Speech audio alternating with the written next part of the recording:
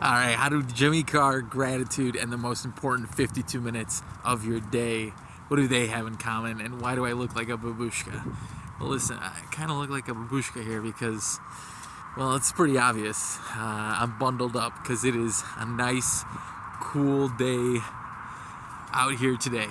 And I appreciate you for coming to listen to this episode of Your Friendly Neighborhood, YFN, as I have started to call it, because it's shorter on the title. Why else?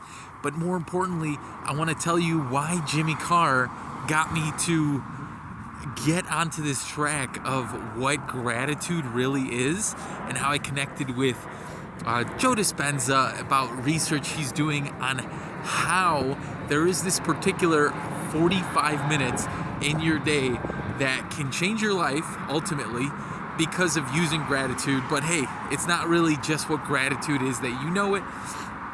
It's probably a lot different. So that's what I'm going to go into right here. Starting with Jimmy Carr, right? So Jimmy Carr, he talked about this magical thinking or just being grateful, right? And that's really important. It really is. The more you can be grateful for any situation you are in, whatever it is, the better. That's 100% for certain. And I really got attached to this idea because I never used to like Jimmy Carr as a comedian because I just didn't like his comedy. But then I kind of, I don't know if it was that interview I heard, but then I started looking at all his comedy differently. And it really got me to connect greater with this The Magic of Thinking Big, this book I was reading at the time. So it was a nice coincidence, this interview he brought up, this sort of psychological aspect of, thought, and the fact of just being grateful for any sort of moment, really.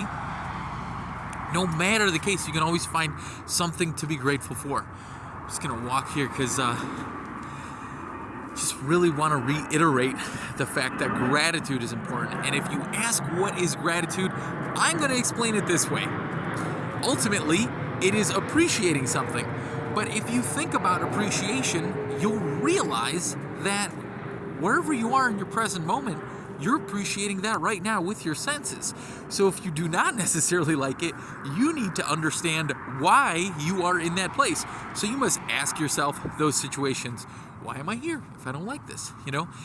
You're probably there because of some sort of learning you're trying to grasp to get you further because of some deeper down inside of you understanding of why you are actually, what you actually do want, something you do actually want. So you need to grasp that greater learning. And that's what got me to, the true understanding of gratitude. And then I realized, gratitude isn't always like super happy. Sometimes it's super happy, sometimes it's not. But ultimately, there's these bad feelings, there's these very neutral feelings, and there's these good feelings. That's what I kind of do the emotional spectrum. There's these three levels, right? And gratitude is mostly the good feeling. What are more of the, good feelings? What are the feelings you like? And that's really what I'm here to remind you.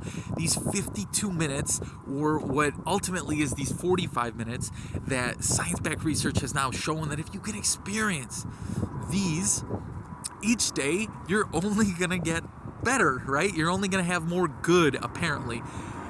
Stop right there, because, listen, there's good and bad. There's life as it is. I'm not telling you all sorts of magic here, mumbo jumbo, but what I am telling you is if you could find a grateful moment in anything,